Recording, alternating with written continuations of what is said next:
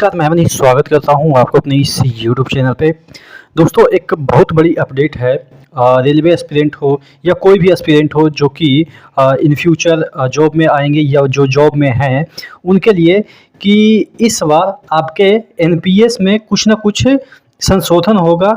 क्या old pension scheme आएगा या आपके गारंटी पेंशन स्कीम की चर्चा चल रही है आंध्र प्रदेश मॉडल की, वो आएगा। तमाम चीज़ों के बारे में हम डिटेल में डिस्कस करेंगे। चैनल पे नए तो सब्सक्राइब जरूर कर लीजिएगा।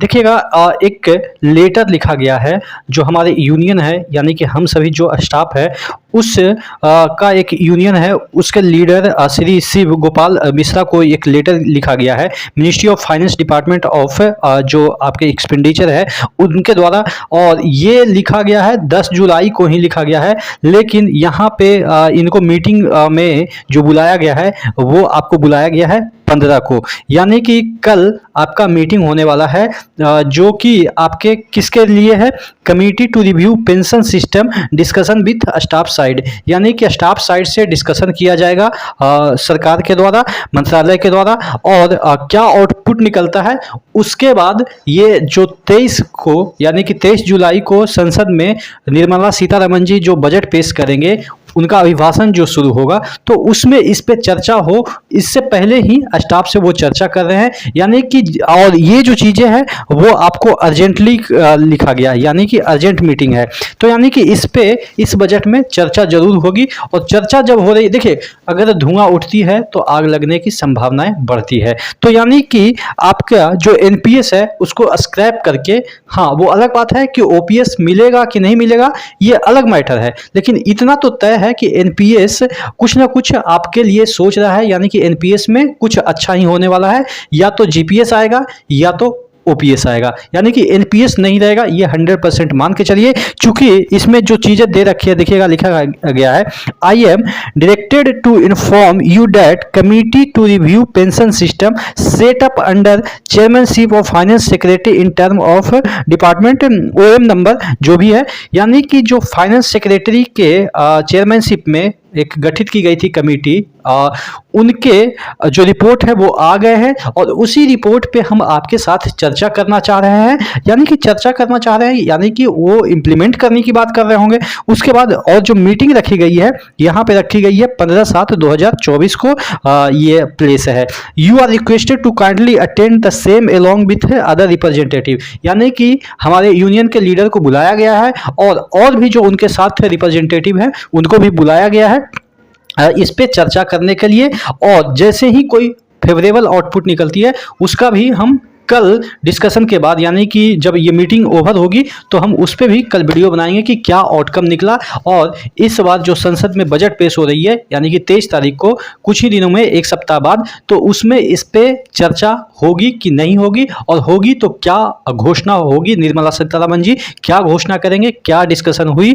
और ये ओपीएस की बात अगर हम चलिए तीनों का एक टर्म में एक संक्षिप्त तरीके से समझ लेते हैं। एनपीएस में क्या होता है कि आप अपने बेसिक और डीए का 10% रख देते हैं कहीं एनएसडीएल में, और 10% की जगह 14% सरकार रखती है आपके लिए। यानी कि टोटल अगर आपका सैलरी बन रही है बेसिक, अगर 30,000 सैलरी बेसिक है और 15,000 डीए बन जाता है 50% के अनुसार, यानी कि 45,000 में आपका 10% यानी कि 4,500 आपके पैसे कट जाते हैं, इससे आपको नहीं मिलते हैं।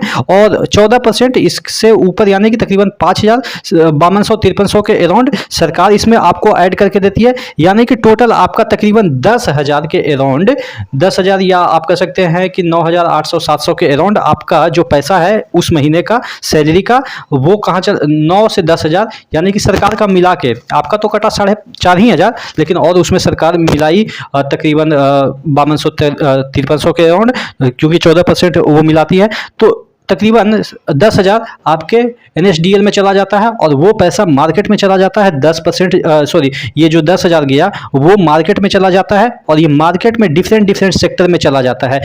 कहीं LIC में कुछ इन्वेस्टमेंट चला गया, कहीं और SBI में इन्वेस्टमेंट चला गया, और उसके अकॉर्डिंग मार्केट ऊपर नीचे चलता रहता है, तो आपके पैसे ऊपर नीचे होते रहते हैं। तो ये सिस्टम है NPS में। अब बात कर लेते हैं OPS में क्या होता है।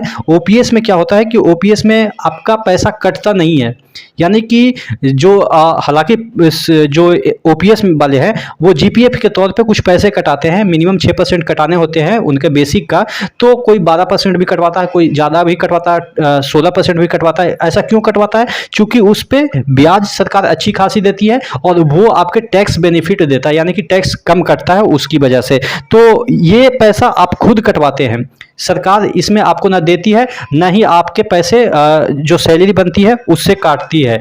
वो अपना पैसा खुद दे देते हैं सरकार को रखने के लिए, और वो बाद में सरकार से आप जब मन हो 2 महीने के बाद, 3 महीने के बाद वो अपना रिटर्न भी ले लेते हैं। यानी कि ना सरकार आपको देती है, ना आपसे सरकार मांगती है। ठीक है, तो ये OPS है, और ये कभी भी जो आपका पैसा कटा, आपने कटवाया, वो कभी भी आप रिटर्न ले सकते हैं विथ ब्याज।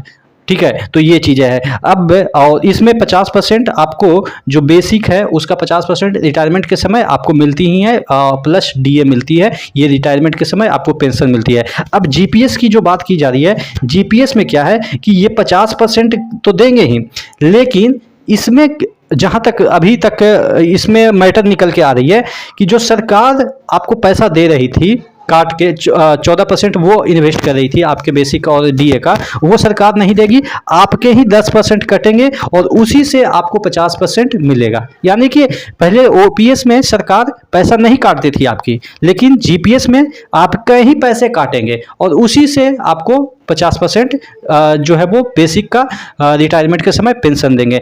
अब अगर 10% आपके पैसे काटते गए और बाद में ऐसा पता चला कि 30 ही बेसिक का 30 ही % आपको मिल रहा है मार्केट के अकॉर्डिंग, क्या पेंशन मिल रहा है 30%, या आप मान के चलो कि 20% ही रिटर्न आपको मिला। यानी सपोज एक सिंपल टर्म में इस तरीके से समझिए, आपका बेसिक कितना है 50,000 है रिटायरमेंट के समय, यानी कि आपको 25,000 सरकार पेंशन देने की घोषणा करी है, 50% मिनिमम आपको मिलेगा ही। लेकिन जब आपका रिटायर हुए तो मार्केट के अकॉर्डिंग आपका पेंशन कितना बढ़ रहा है, 15,000 ही बढ़ रहा है। ठीक है, लेकिन सरकार ने तो घोषणा कर दी है 25,000 देंगे, तो अब 10,000 इसमें ऐड करेगी सरकार अपना।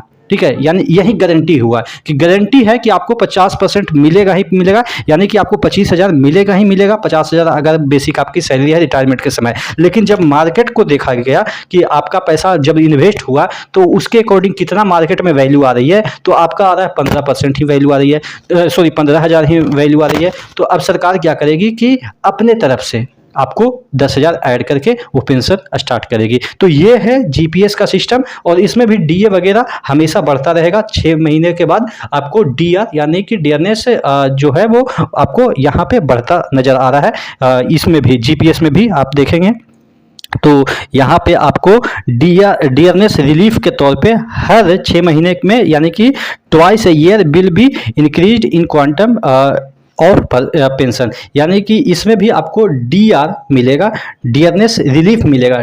ठीक है, तो आशा करते हैं चीज़ें समझ में आई होगी। आप क्या सोचते हैं, OPS, NPS या GPS कौन बेहतर है? आप जरूर कमेंट करके बताइएगा। नेक्स्ट वीडियो मिलते हैं, तब तक के लिए जय हिंद।